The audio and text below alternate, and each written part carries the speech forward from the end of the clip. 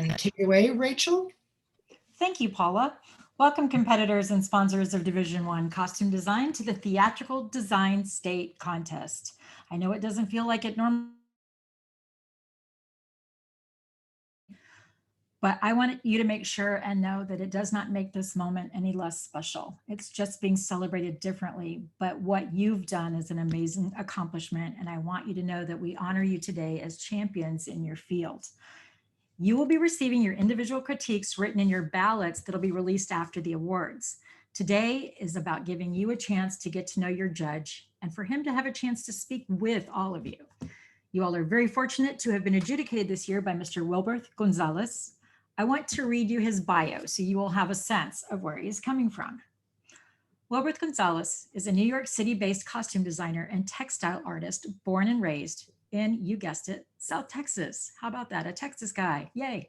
Design work includes costume and scenic design for Unshakable, part of the Santa Fe Operas for all ages. The Tempest, part of the Public Theater's mobile unit. Associate costume design on Mrs. Doubtfire Broadway, Moulin Rouge the Musical Broadway. Assistant The Roof Broadway, The King and I Broadway. Film and TV costume crafts, Servant Season 3, Shotgun Wedding, RuPaul's Drag Race, HBO's Watchmen, Hustlers, Disney Plus Noel, Ocean's 8, the OA Season 2, and HBO's Fahrenheit 451. It's like too many awesome things, but just to give you an idea of whose presence you're in today, I would like to say that it's one thing to be great at what you do and quite another to share what you've learned with others so that you can see that they too can become great. Luckily for us, Mr. Gonzalez is the latter. And without further ado, take it away, Mr. Gonzalez. We're glad to have you. Thank you so much. Hi, everybody. My name is Wiberth Gonzalez. I'm a costume designer in New York. So congratulations to all of you for all the hard work you put into your designs. It was really inspiring and really, it took me back to doing all like the potential all of you have. In terms of costume design, the way I approached my critiques was basically, I approached it very much in the sense of, if I were doing this, you know, how would I approach it and how would I present it and how could it actually become a real show, as if this was actually happening for Broadway producers and all that. So, of course, I want to start off by saying, yeah, the drawing is extremely important. Obviously, first you start with your research, which is like the bones of your design. And I think a lot of you had great research and a lot of great inspiration images, really great inspiration images, actually. And most of you guys had a variety of options. There wasn't very much similar paintings that were used as reference, which was actually really refreshing. It was nice to see that everyone had their own approach to the design. I want to say that, yeah, I also start with finding a piece of artwork or finding a ton of photographs. I mean, like in terms of how I approach design, my tips is obviously Pinterest is like a great source of inspiration and a great source of research. But another thing is also looking at artwork, doing, especially if it's like very period costuming, you know, making sure you look at old paintings and seeing how clothes, seeing like the texture of the clothes, what kind of fabrics, the silhouettes, and basically creating a huge library for all your characters. You know, like it's always great to go into your research prepared with like a breakdown of all your characters, a breakdown of costume changes, of like quick changes, things that have to happen on stage. And of course, the show Malo Mancha has a lot tricky because you have to like figure out what's the best way to present the design that's gonna not only complement your design, but actually like work in the scene and tell the story, keep the story moving along. So I think a lot of you guys did a great job in terms of trying to come up with creative ways of having costume changes happen on stage.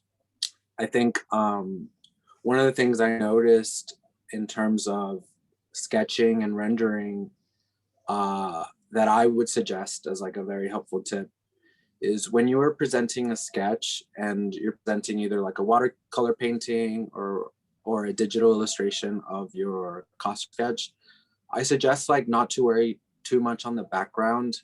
The background is second nature to your design. Your design is the star of you. You're presenting your work. So you shouldn't focus too much on creating like this elaborate back your costume. You know, when you're trying to sell and pitch your design to the director, to the producers, like the last thing you want them to worry about is all the stuff that's going on in the background. You really have to be like, you know, it's all about me. It's all about the work I'm showing you. And it's all about this one single character. And in terms of like things that you should include, I normally approach a design by painting the one character in that one costume for that one scene. And then if there's like a something like a specialty detail that I need to present to the director, or that I need to present to the costume shops who are going to build the costumes, you'll do a quick like pencil sketch next to it to include like a back view or a side profile. And that works for like everything, including mask work and things like accessories. So you always want to provide the most information, but you also don't want to clutter your design. And I also think that that should be taken into consideration also when it comes to your title text and your fonts and your words. Keep it clean, keep it simple. Remember, the star of your work is your sketch, not everything else. So it's always, for me, it's always best to present the cleanest palette, because that way people aren't overwhelmed with the amount of things that are being to you at once. So I think that's like a great tip in terms of presenting a sketch. Also, artistically speaking, I think a lot of you have like great potential as artists. It was really inspiring to how well you guys understand color, how well you understand like shadows, highlights, proportions. I mean, I think proportions is definitely something that's really important when you're a costume designer. I mean, you know, we all want to create like these elongated, like over the top figures, but at the end of the day, you're putting it on real people. So I think it's good to keep in mind a real person's proportions. And even if it like, I think for me, something that helped me when I was starting out was I would take like bodies found in like magazines and things like that and trace them so that I could really have an understanding of proportions from head to toe. That way, when you draw your clothes, it's more realistic, or you get an idea of what clothes is going to look like on an actual body, instead of just like creating like this beautiful figure or like having your proportions off. Because at the end of the day, your sketch is going to dictate what the costume is, especially when you send it out to costume shops. And if your proportions are all off, it might get built with crazy proportions, which is at the end of the day not, you know. So you have to like think in advance. Obviously, if you know who your cast members are, you know, you have to draw to their bodies and make sure you have references of that so that you make sure it complements the actor, and all your design lines are the most flattering to your actor. So always working off real bodies is like number one tip. And it doesn't like, I think in terms of once you work professionally, tracing and things like that are not an issue. At the end of the day, you're gonna have to note sketches like crazy. I mean, I worked for Catherine Zuber, who's a costume designer in New York City. And I would say like she draws up to 200 to 300 sketches for a show. And that includes every costume change, every hat, accessory, shoe, everything. And then I help her in terms of like painting everything and like digitizing it to make storyboards and things like that. So it's always like, what's gonna help you knock it out the fastest? There's no cheating in terms of drawing of something, because professionally speaking, once you're in the business, you just have to knock it out. And you know, there's not a lot of time to waste, and not a lot of, I mean, obviously yes, time to be artistic, but if you have like a good structural base already, like a good body to work off of, then that will really help influence your sketch, your silhouette, and it'll really help sell the garment. So sketch wise, that's a big tip. Trace. It's, and also start a collection of bodies and poses. Kathy and I both have like a huge assortment of just like stacks of poses that we use for every show, that we like, oh wait, where's that fancy lady with the arm up? Find that pose, sketch right on top of it using like tracing paper. Start with that like pose, because a lot of the times like you find that when you're presenting a design, the best way to sell it is if your director can see that actor in that garment. So if your pose is already really informative of the design and really sells like whether that's like the sexiness of a character or the, like whatever it is, whatever that specific like characteristic of that character, that pose sells it from the get-go, then your design will sell it even further. You're making everybody that this is the best approach to something. So by starting off with a great base pose, then you're off. You can really start creating. I find that a lot of the times you need to be also in contact with your different departments. I mean, this is more for like, I guess like group designs, but keeping in touch with your set designer and people all around the team, the creative team, so that everything complements one another.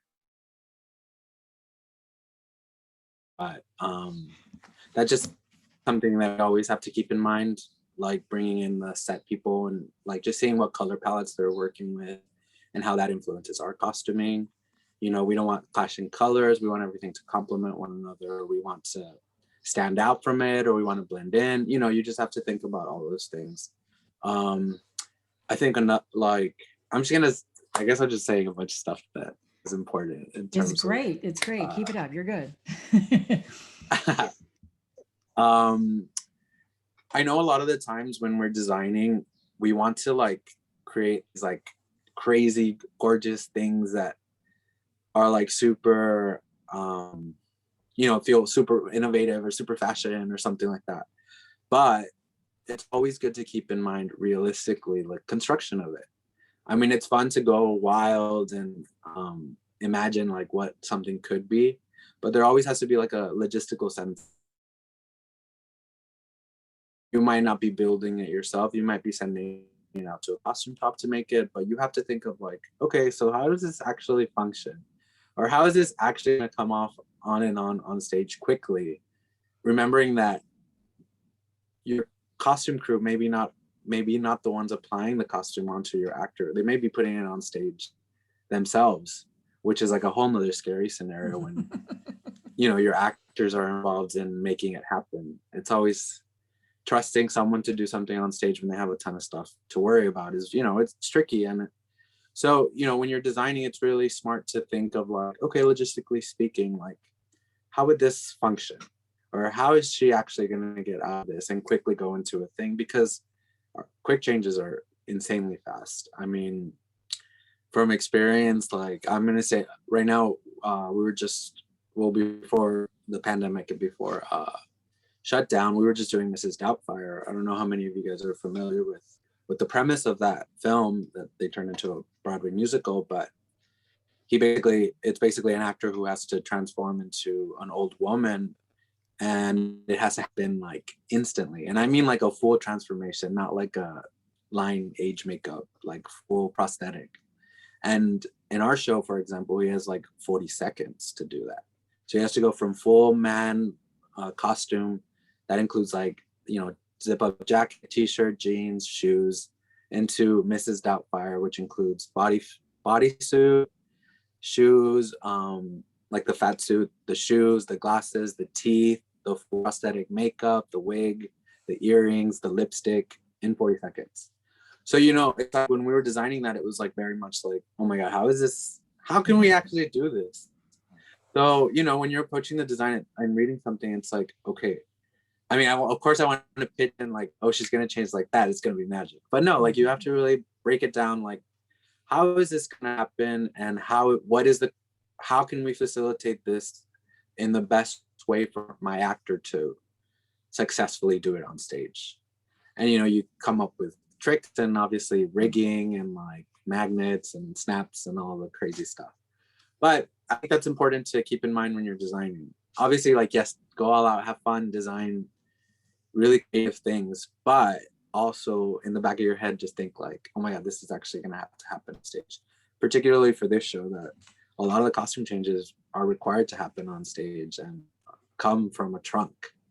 So that is something I think, you know, is valuable when you're designing. In terms of, let me see what else. Oh, swatching.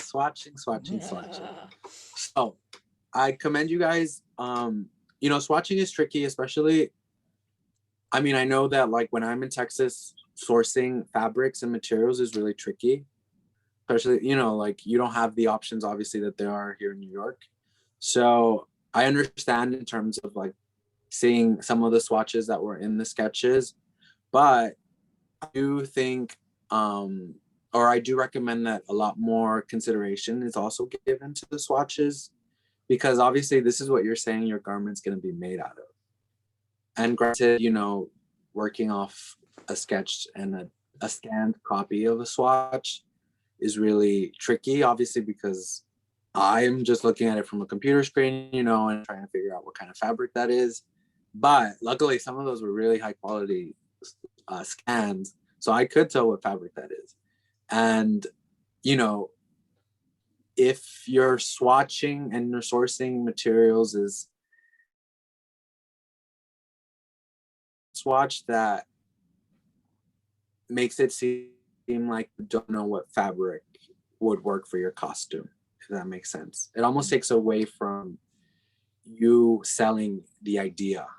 Because if you have, like, for example, like a flowy garment or a flowy gown, and you just put something that resembles in the color, well, I already have a reference of the color in your sketch.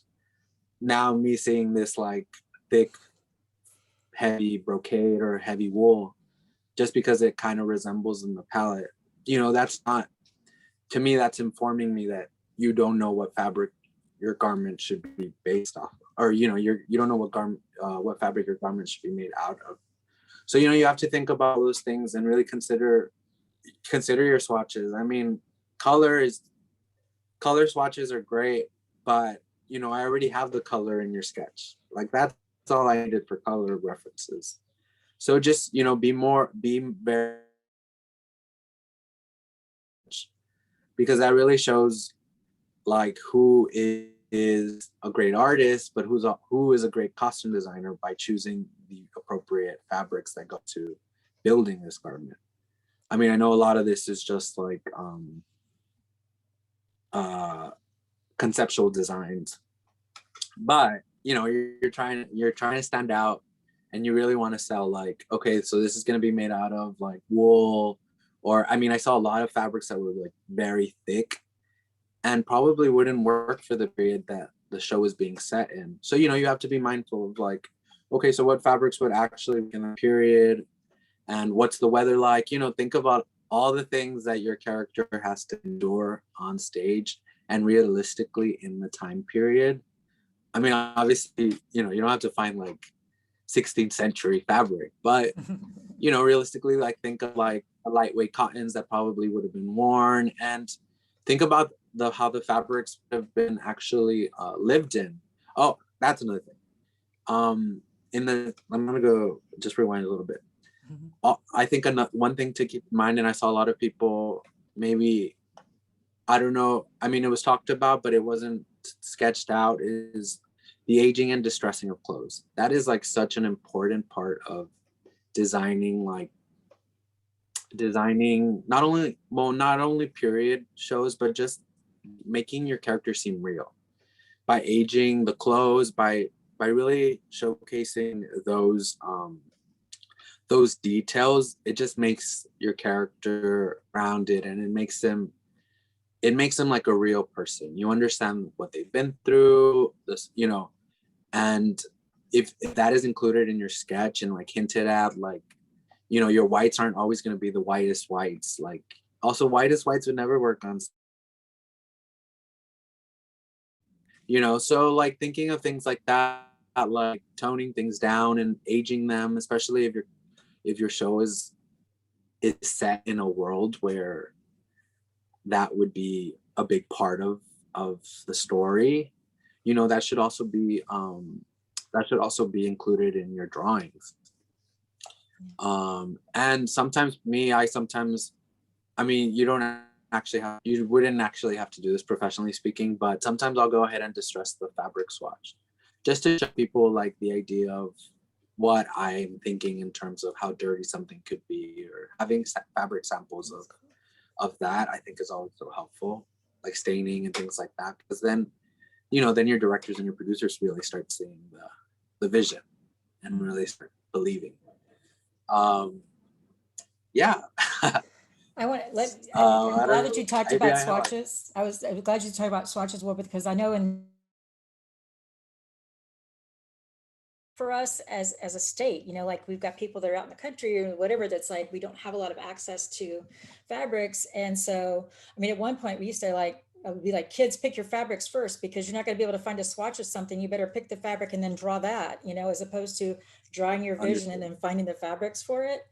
And so like some different things that came out of even the other session that I was fascinated with is one of the judges talked about, she said that sometimes she finds herself going to Goodwill or something like that with a camera of her phone and snapping a picture of a fabric like in person, and then printing and scanning that to be what she wanted it to be, or to color, you know, like so there's, you know, you have to be kind of creative in showing that. But it doesn't always have to be like I have the actual fabric putting it there. And Yeah. especially like, so ways that It's we can do that. like, yeah, because sometimes just putting a fabric for the sake of putting a fabric is not selling you know, it's not selling. Like, you know, if you're putting a really thick fabric to represent something really light and flowy, well, that, I mean, that has no use. That, you know, that's not a realistic approach to the design. So I think that's a great idea. Take photographs of existing garments, or even finding research that's like, you know, similar, like writing like this is a breakdown of like something that inspired, or it could be the fabric. Including images like that, I think, is more helpful, because then that really shows that you understand fabric and how that would actually function as a garment. Do you You find know, it's that not the just about like fabrics, a beautiful. Yeah. do you find like, do you find that the fabric stores themselves are even doing things a little bit differently? Because now they're all you know, it's like you don't necessarily aren't going to have people roaming through fabric stores like they used to be able to, just pulling out and looking at things. Is the fabric industry adjusting and doing things accordingly, where they're doing a better job of putting what's available?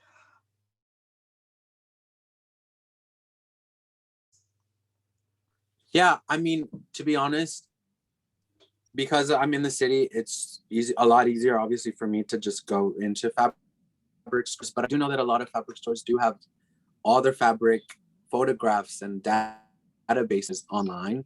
So by just taking those scanned fabrics and using that for your reference might be good enough than, like, you know, scanning a fabric that you have in house that doesn't actually go with your costume.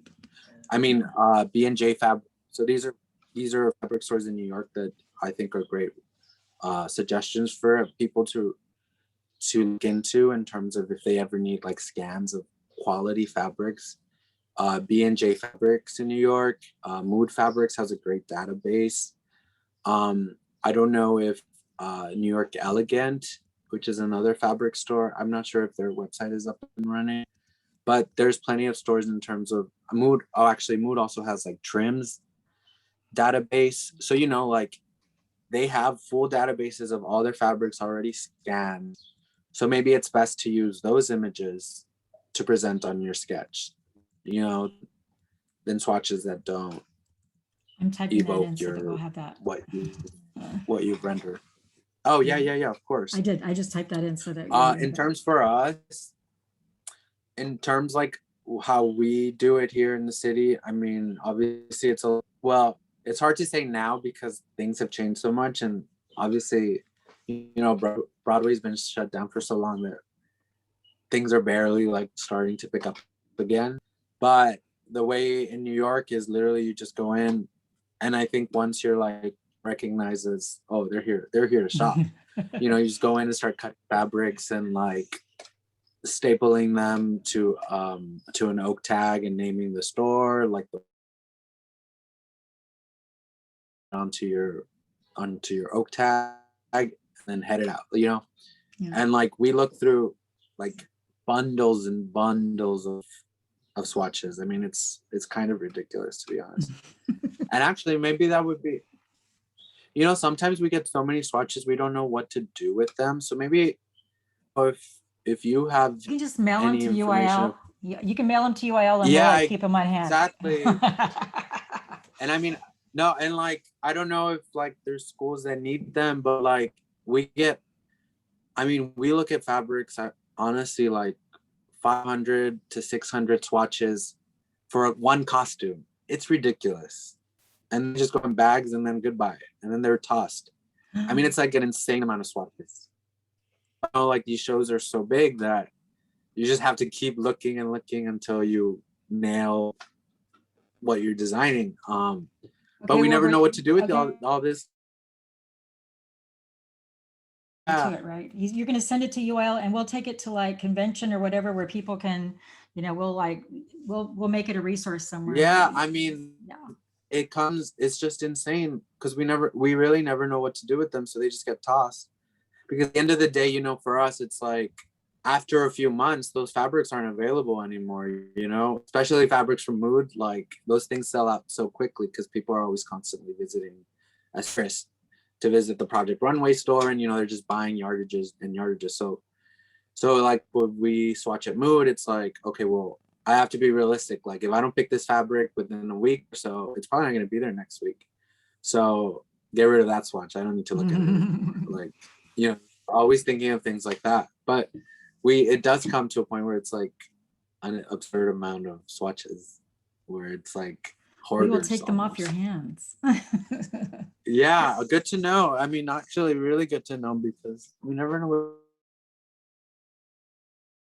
So I think actually what you said about either photographing an existing garment or existing fabrics, or either just going onto websites of fabric stores and looking through their databases and just, you know, saving those and screenshotting them.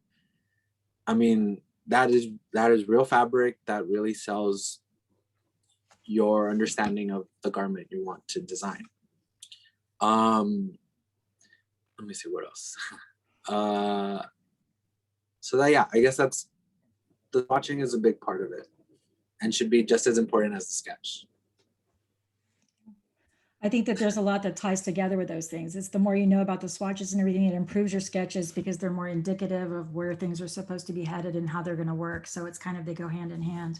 Yeah, what exactly. You said about the backgrounds and things too. Trying to think, if you were going to give advice to these guys starting out in terms of like,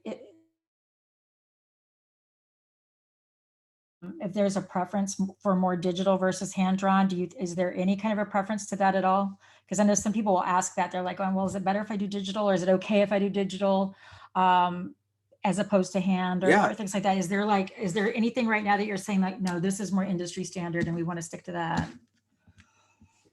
I think honestly, it just depends on your artistic abilities. If you're really good at hand painting and watercolor, then stick with that, because there's always an appreciation for that. But if you can knock it out digitally and still have, the thing with digital rendering is it gets tricky because sometimes the images tend to look really flat. They don't have as much life. They almost look like animated character if they're too perfect. So it's like trying to find your artistic eye in it so that you give it some personality, you give it, you know, a human touch to it. I think for us, like when we work, we do everything and cleaned up on Photoshop and then really like perfected. Then what we do is then once we have those characters, we work completely digitally in terms of like, oh, I need to present this costume, but you know what? I'm not sure if it should be like red, pink, orange, blah, blah, blah. So we'll lay out the full storyboard and digitally change the color for each design and then present that to the director and be like, so which one do you like? Like you pick it, because we're over it. That's really cool, because that's one of the things that we've talked about. It's like, there's a certain point as a designer that you get it drawn and it's perfect and you love how it is and you own it now. And it's like you go into a meeting and you're like, okay, sorry, I'm not changing it because I'm not repainting it. Whereas if it's I'm at a not repeating it. level, yeah, I'm not going to repaint that one again. It's like, no, but in this opportunity, you've drawn it, but then manipulated it. Our solution, old school, would be to, like, make 20 copies, photocopies of your sketch so that you can repaint over or recolor over them with crayon, whatever you're Right, going to right. do.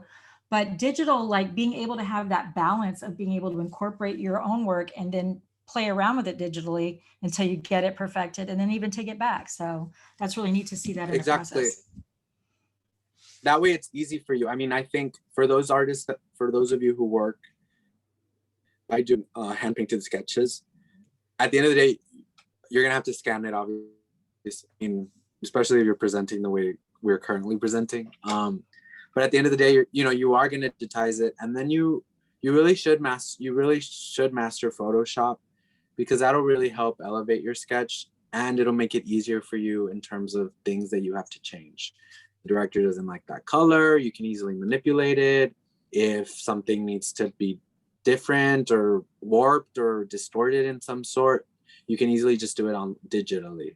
If you just need to, like, oh, well, maybe they should have some sort of gold elaborate something, find Google image that, drop it onto your sketch and manipulate it so that it works with your drawing. Oh, it's like, it's always just I think you always have to think smarter. You don't want to work, you don't want to Work do hard smart, work. not hard. Once you start making, yeah, exactly. Yeah, that what I couldn't even say. That Yeah. exactly. So I find myself doing that all the time. It's like we will paint. I mean, I just want to paint it once, and then unless the design changes drastically, then we can just do small alterations digitally. Obviously, if the change is like major, then we'll redraw it and repaint it. I wanted to show, like, here, hold on, give me 1 second. So for example, like when we're presenting sketches, I mean, this is more helpful in the sense of, like, I have a lot of tips. Once you start doing this like professionally, you're going to be presenting your sketches for your individual characters, and you're going to have to show basically their story arc in costume. So this is why I recommend doing everything either by hand and then incorporating it digitally, or once you're already digital, you're good to go. But, like, for example, so these are some of the sketches Kathy drew for King and I, and then I and another assistant went in and painted. But once we did those, we scanned them in and then, like, made, like, like storyboards of basically speaking of the story arc of the character, and how she's going to start the show, what she's going to change into, what's the next garment, what's the garment with the robe, and then what's, like, the final costume. So you'll be presenting that to directors and to your teams, so that everybody has an understanding of what that story arc is. And it's also super helpful for your actors, because they know, oh, okay, that's what I'm going to wear. And it's also super helpful wardrobe team who's changing your actor when you're starting out the first day of tech. It's like, oh, this is a story arc. Oh, this is how it's lined up. This is that garment, and this is how she needs to change. So everything, you basically, you're facilitating, you're making it easier for everybody, and by being smart and having the digital files so that you can easily include them. Because another thing that we do is we make the full storyboards of the script. So once you've drawn all your characters and once you have the costumes for each character for each scene, we then go in digitally and make storyboards showcasing what's exactly going to be in that scene, and then write the information, like scene 1 or act 1, scene 2. But that way your set designer knows what's going on during that scene, your lighting designer knows what people are going to be wearing in that scene, and everybody's just in the know, so they don't make some crazy choreography when they're all in ball gowns, you know what I mean? So yeah, I think it's important to have an understanding of how to do things digitally, because professionally speaking now, a little part is painting the sketch, most of it is now incorporating it in everything else. And you have to send it to your marketing team, to everybody. Everything always just on digital. But it, obviously, like having like the skill set to do it by hand, those hand painted sketches really informs your design, and really like helps you master color and those extra details that make your costume special. Yeah. Well, I would love to open it up for some questions. Maybe let's see what folks are wanting to ask some questions about. Make some questions or comments or observations, things that they'd like to know more about. I actually wanted to say, and maybe this is helpful for some of you guys if you want to pursue this professionally. When I didn't have this technical competition. I mean, I was in theater in high school. I partook, I think, for like one production and helped paint just in the background because I thought it would be something really interesting. But when I got to college, I actually was going to study something completely different. I was studying nursing, and I thought that was going to be like my major. And then I was just like, oh my God, I'm so miserable. Like, obviously I want to do nursing because it's like a good career and, I can make money, and, it's so scary to jump into an arts career. But, at the end of the day, I was like so miserable. I was like, sorry, parents, like I'm going to apply. And, actually my path was more going to be into, I thought like, you know what? I want to get into the architecture school at UT Austin, but it might be easier for me to get into the School of Theater and Dance, and then I can transfer once I'm in. So that was my whole plan. But then I got into the School of Theater and Dance, and I got into the School of Theater and Dance at UT Austin, and then it kind of just took off. I took some costume classes, the what do you call it? The undergraduate professor, I guess, or student teachers kind of like took me under her wing and started showing me off to the department. And then I kind of made connections through that and really like developed my love for costume design, especially like particularly painting. Cause then I went into like scenic painting and, studied all that with all the professors, and it was so helpful for me. And obviously like graduating with a degree in costume design is super scary. And it's not very much in the sense of like you're just gonna find a job right away. It's not. But for me, I knew that I wanted to move to New York. So what I suggest, like for me, what worked for me, I'll say that. Mm-hmm. What worked for me was I applied to the Juilliard apprenticeship program. And basically they choose 4 people in the US to be apprentices for the costume program. Basically, they hire professional designers, and then you assist like 4 to 5 designers in that 1 year.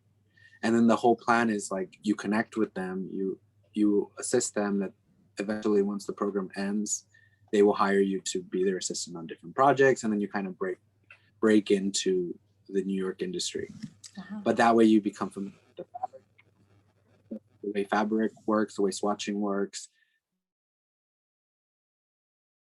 And team of craftsmen who are making all your costumes. So you just like jump full in and like really learn quickly how it all works in the city.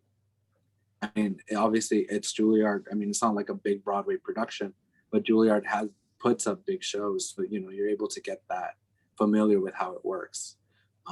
So that's kind of how that was like my trajectory, is like jumping into Juilliard and then making connections there, which eventually led to.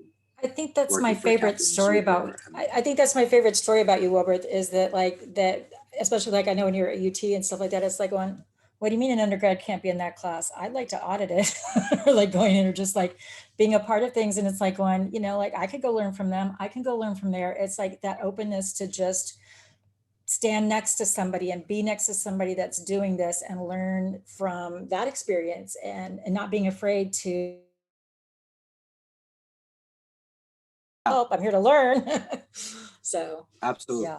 That's what I found myself a lot. Like graduating and going into UT, it was very much important. And I wish I did it more back when I was at UT, was like, be so assertive. I mean, I was assertive of like, well, I know it's a graduate class, but I want to take it too. And I'm just as good, I'm just as good as they are. I can do this class too. Like, and being super confident in yourself and your abilities and your artistic skill, that you're like, yeah, I can do it. I mean, I know it's gonna be hard, but I got this. Maybe it's delusion, but like jumping right in and just being like, if the graduate students can do it, I can do it too. And I did that all the time. And that really helped me build up so many skill sets and so much work when I got out of UT. There was just like so much portfolio, like from just not being afraid to say I want to try and I can do it, and also just working really hard and not sleeping. That's like a part of it. But yeah, I that was kind of my trajectory into working on Broadway and doing it. I have a question. Good. Yeah. Hi. We are a fashion design department at our school, and we had a unit on costume design, and that's how my students got interested and entered this contest. We're actually not in the theater department. Can you talk a little bit about the crossover between fashion design and costume design? Yeah. I mean, I think there's definitely sisters or family. I think it's tricky because I get asked a lot, like, so do you do fashion design or costume design? And it's like, well, I think it depends on the project, like I think as a fashion designer, you're obviously doing a similar thing where you're creating a concept and creating a character, but you're obviously not basing it off a story. I guess it just depends. It's so tricky because sometimes, yes, people are inspired by the story and then they create a whole fashion line by it. That's you stumped me. I don't know what to say. I think like fashion is how do I say it? One of the things I would say that I've heard and seen, especially from the differences that get highlighted when people have judged or talked about things in the past, is it's like the kind of drawing you're doing is more for the fashion industry, because if you're a fashion designer, you're tending to design for that model perfect body almost all the time. You're not, unless you're going into, whatever. But then in terms of, theater, we're dealing with all different kinds of characters and bodies. I always tell people also, it's like, okay, if I'm going to be a fashion designer, a majority of fashion designers are going to go to, I would always use the Tommy Hilfiger model. It's like, so my job is going to be to go to Tommy Hilfiger and be a fashion designer and decide where the logo is going to be printed on the jeans this year, and then the next year, and then the next year. You're still dictated by fashion within like where you're at, unless you're totally out on the runway and doing it.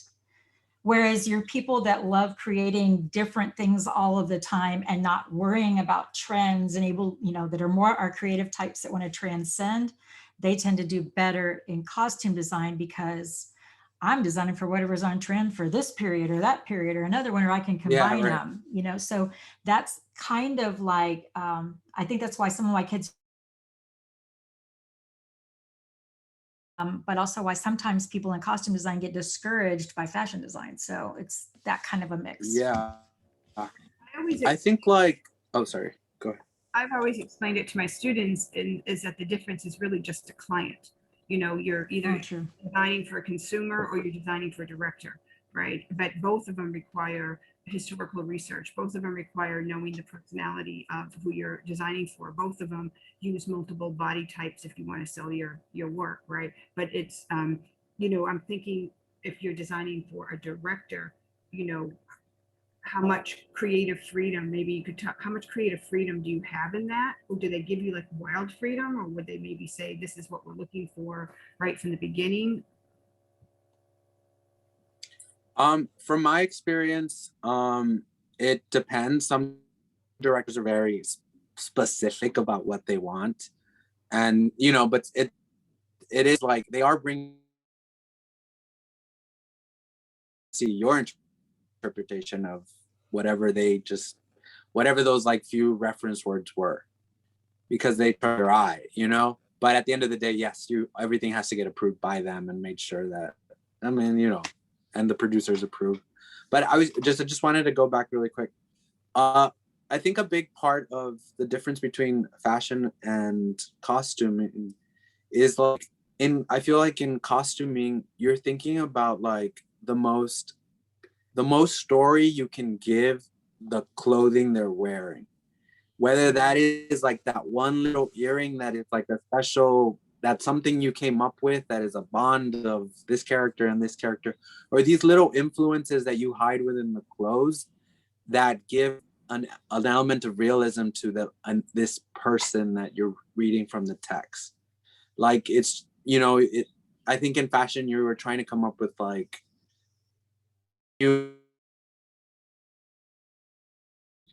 but at the end of the day, like I think in costuming, you're like trying to think of all these like things that you can include for this one person that makes them real, that makes them a living person that has feelings, experiences, wears something or a necklace for some sort of reason that gives a story. And in fashion, yes, you do that because you're thinking of your client, but I don't think you're personalizing it as much as you would when you're doing a costume. Great. Other Maybe? questions? I don't know. Good job. Other questions? Crickets. No question. All right, that's fine. I can tell you from the Division 2 costumes, one of the things that you talked about with the backgrounds and things like that, that got really interesting because, because we are a contest here, we end up dealing with rules and different things where we're like, we went through, our contest evolved from 1 year, we became like the Hobby Lobby explosion where everybody's renderings looked like they were completely decked out with, whatever. I was guilty. That was the year I joined. And it was all about backgrounds and things like that. And people came in and said, absolutely not. It's hiding your work. And so they went through the Puritan period where it was like, you must draw your drawing on white paper and mount it on blackboard.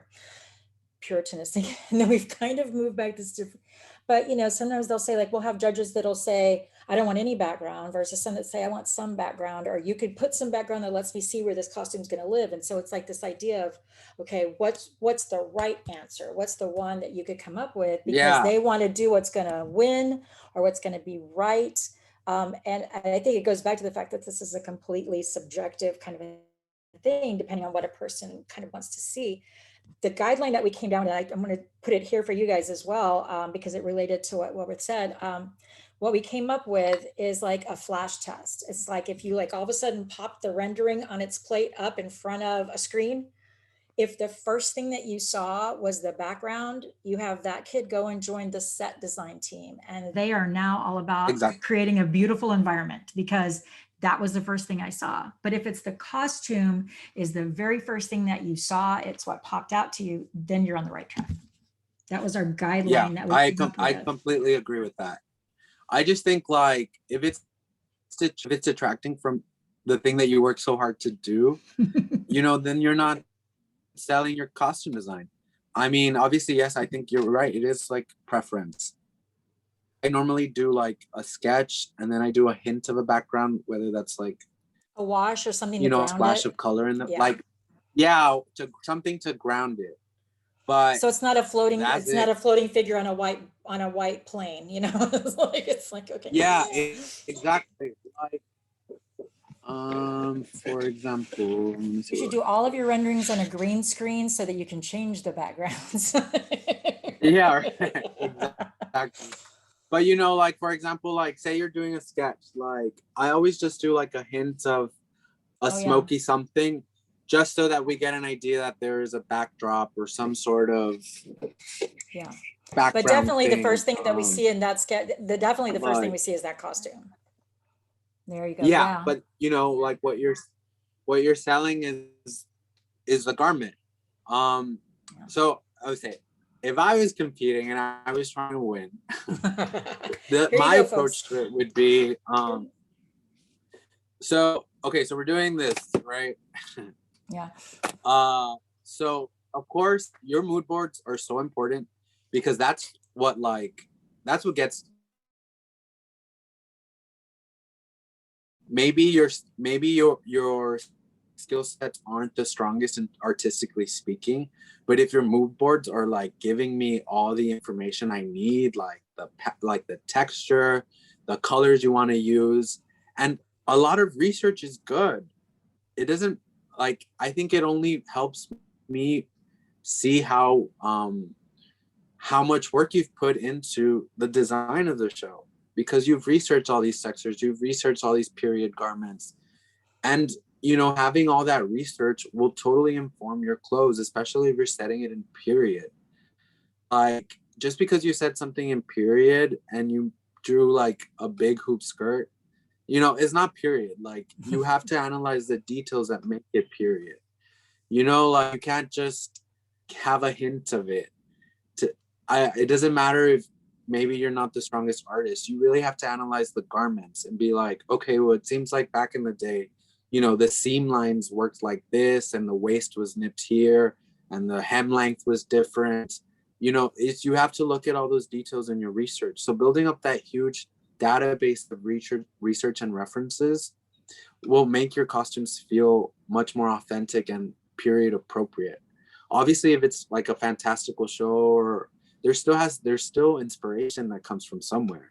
Like, you are being inspired by something else is always in something else. So I think like having like really killer mood boards is definitely a focus of mine. There you can have as much fun with like adding backgrounds and adding textures, and that can be That's like the a Hobby Lobby craft moment. thing. That's a hobby. Yeah, but as long as it's done with an artistic eye, you also just don't want to pile crap on top of that. Like, you really want to display it like if it is a full realized show.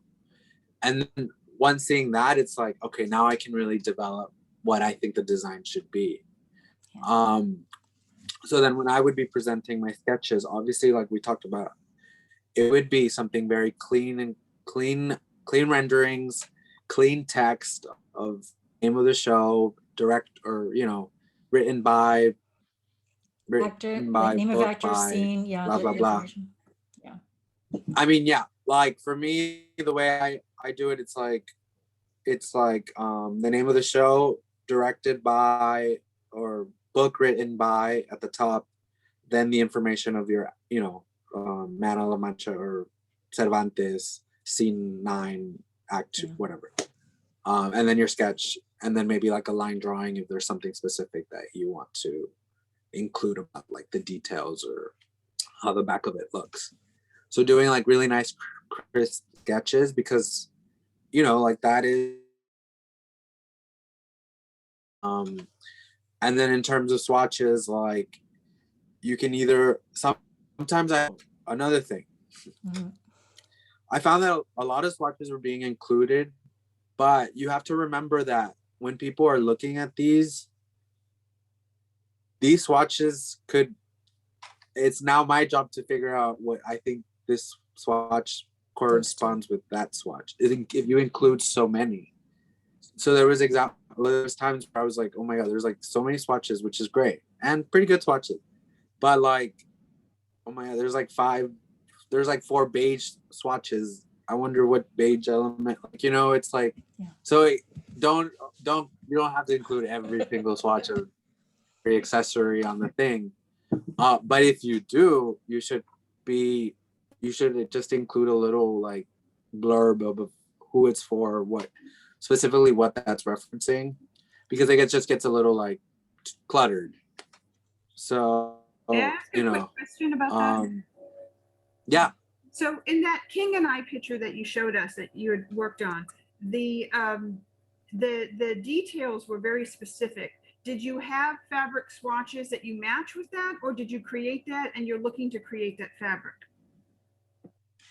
So for example, for that kind of show, like how we approached it was, we did the research and know what the fabrics could be with research instead of including swatches, because we knew that those fabrics were going to be so specific, and we knew they were going to be like Indian fabrics. So it's like we weren't going to present to the director swatches of those. You can't even cut into them. You have to buy the thing at like $500. Sorry. Yeah.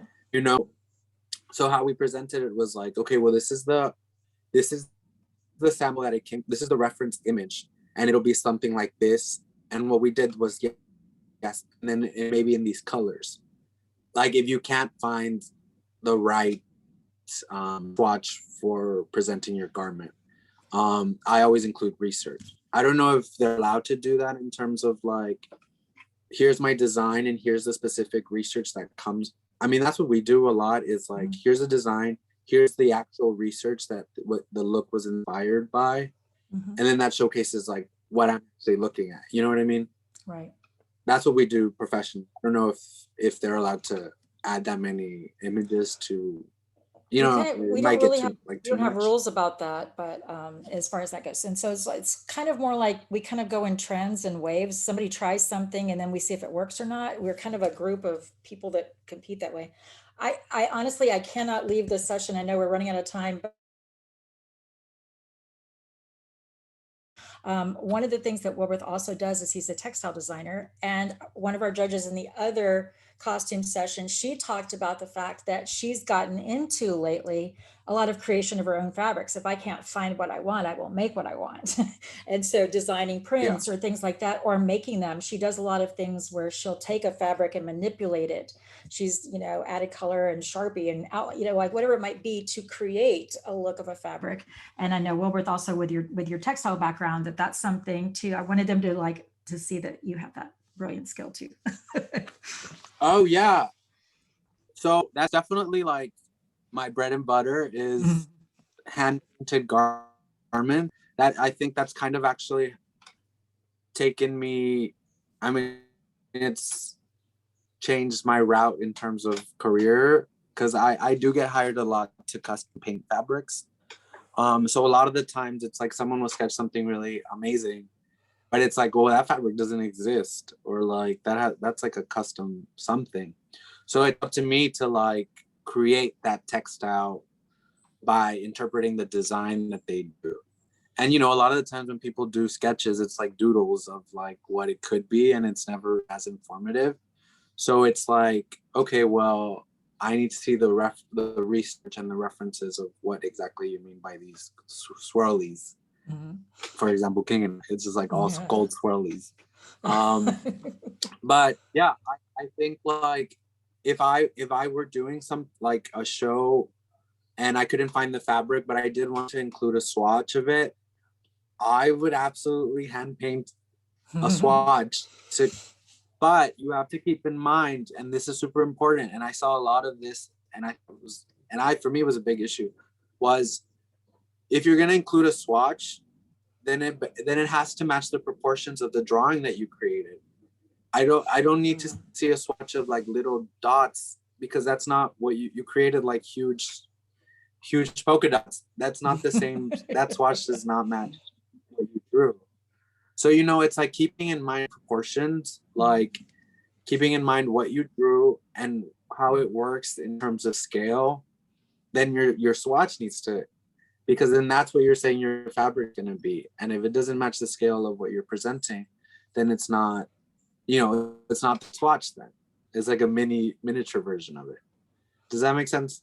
It does. Okay. I think it's important. We're getting a note from the people from the next session that we got to hurry up because I got to steal this guy to go to that one too. So again, thank you guys so much. We will see you Monday night at awards at 6 o'clock. Set up a watch party.